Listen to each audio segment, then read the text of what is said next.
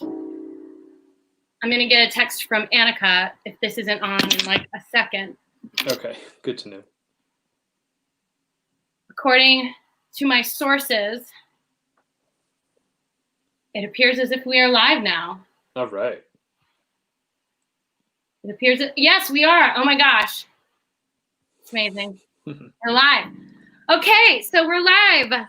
We're live with Tim Girard and Valerie Remillard. For those of you who don't already know me, I am the executive director, founder of Experiments in Theater. That sounds a lot more impressive than it is.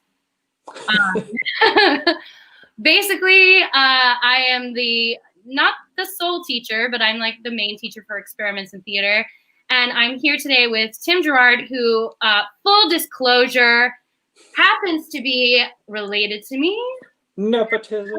I know, it's total nepotism. We are cousins, so we've known each other for a while.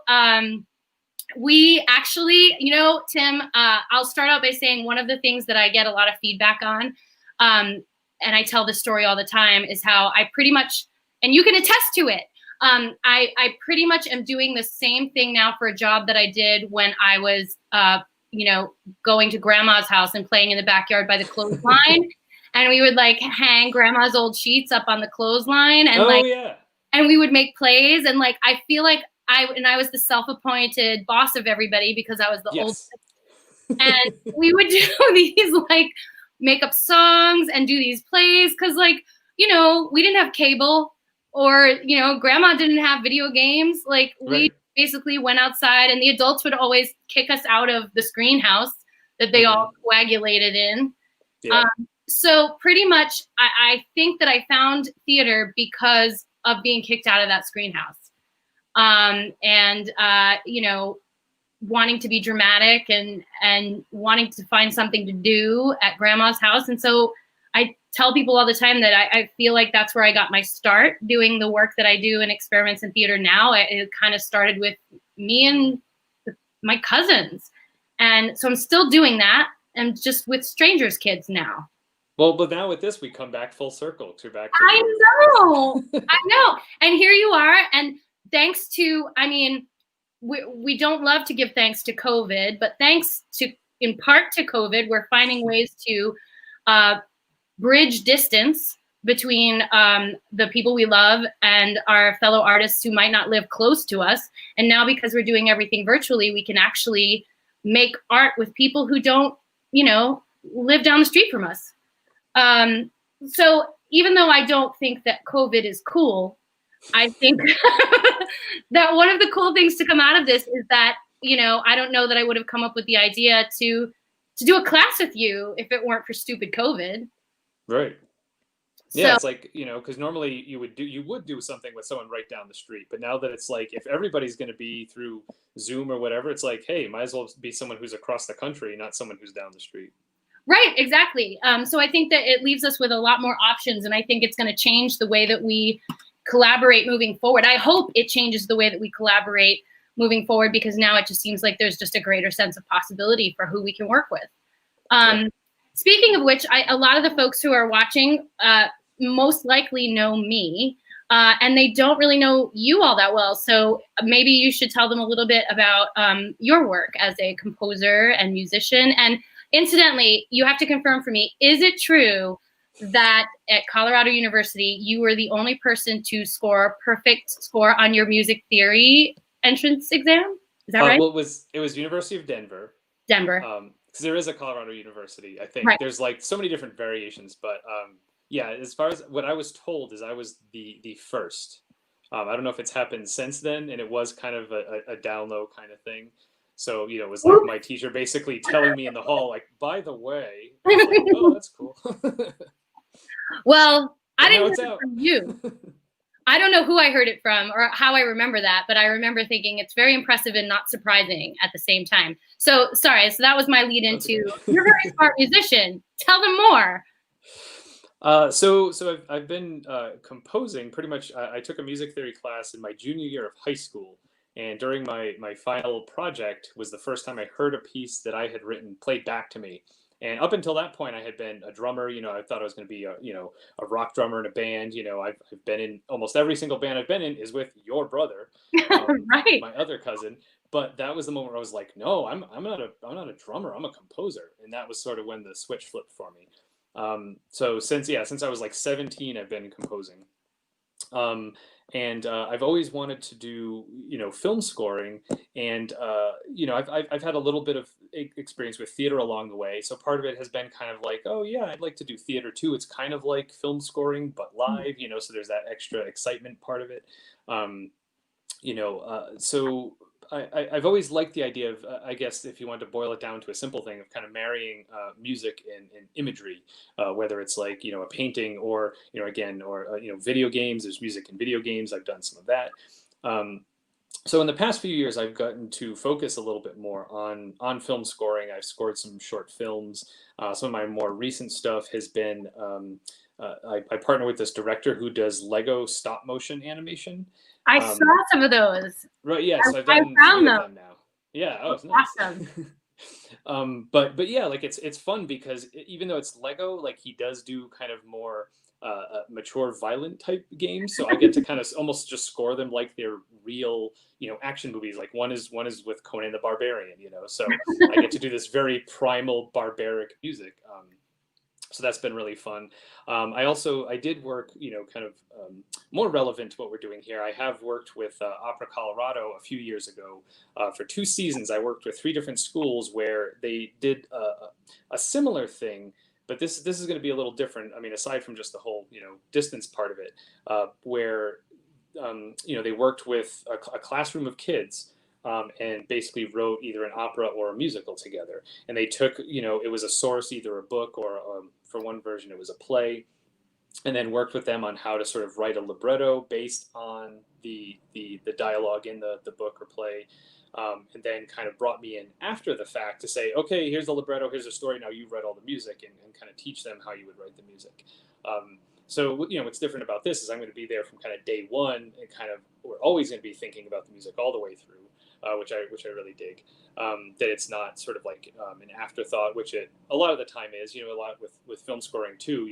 With a lot of big Hollywood movies, you come in for the last like 2 weeks. They've been spending years, putting this thing together, and then you have 2 weeks from start to finish. Be like, write the music, record it, and you're done. Right. So it's really cool to kind of have that interaction from day one.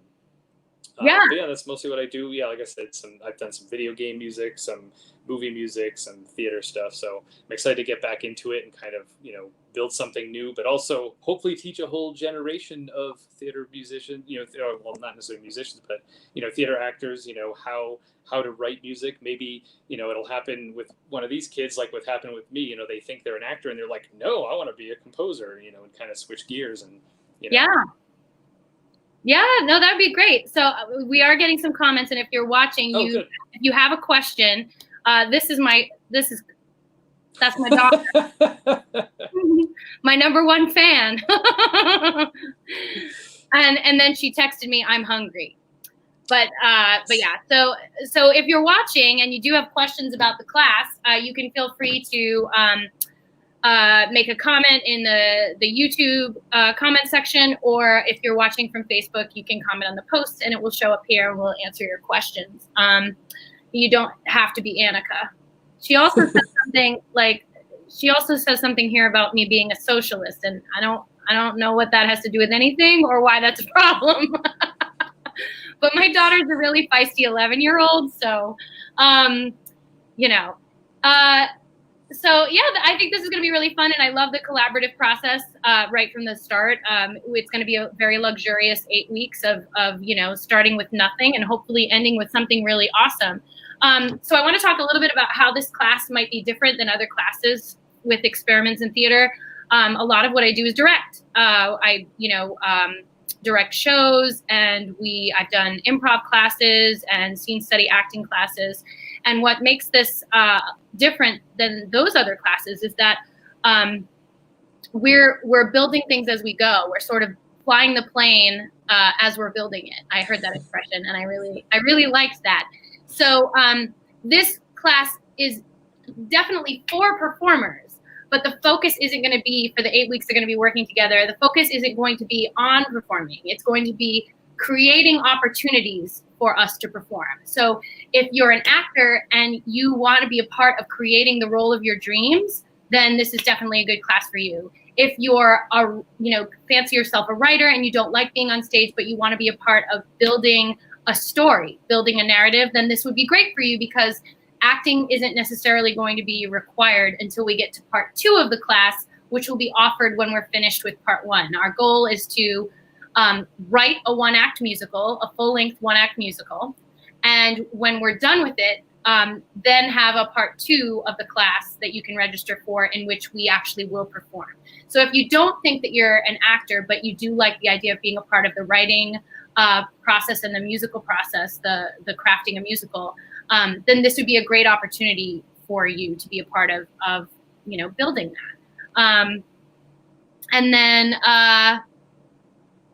I wrote a note to myself about something we should talk about, and now I can't even read my writing.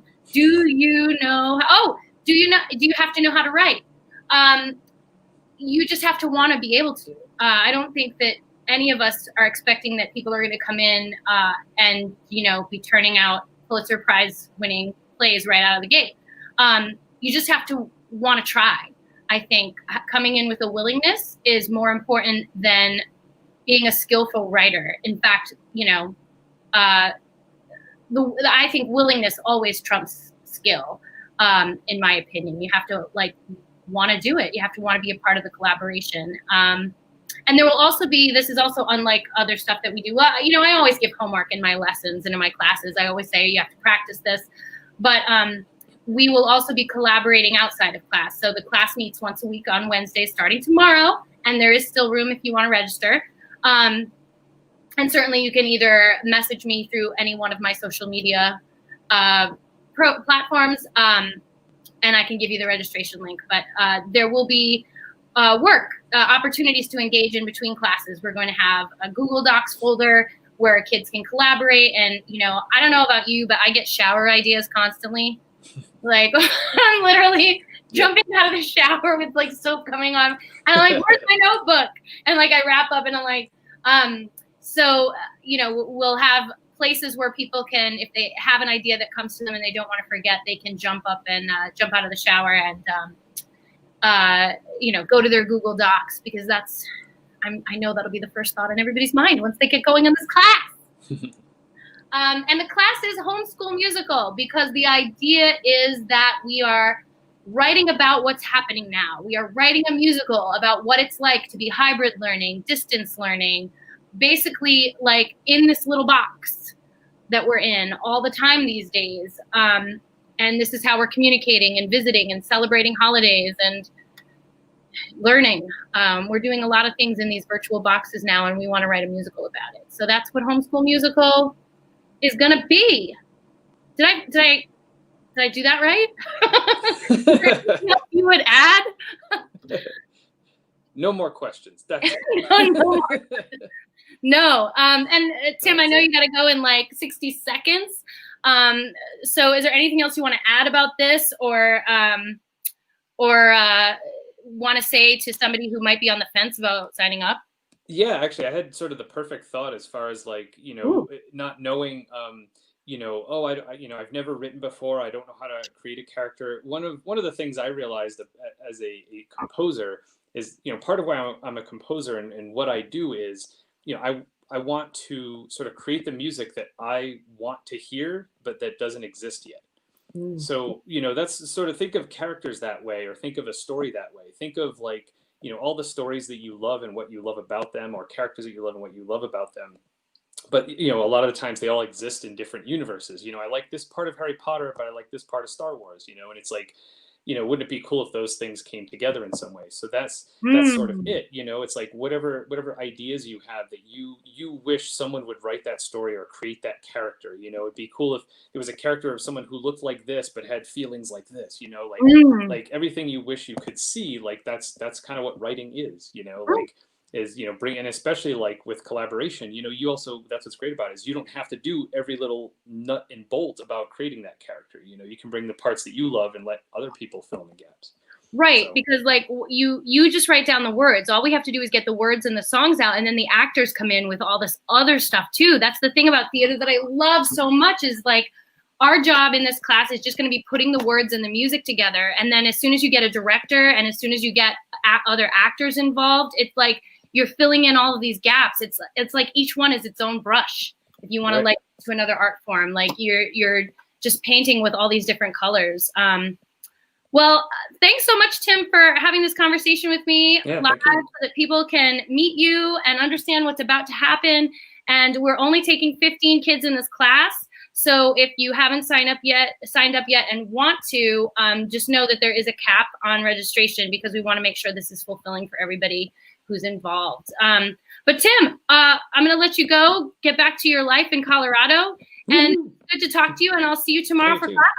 Yeah, see you tomorrow. Okay, bye. Bye.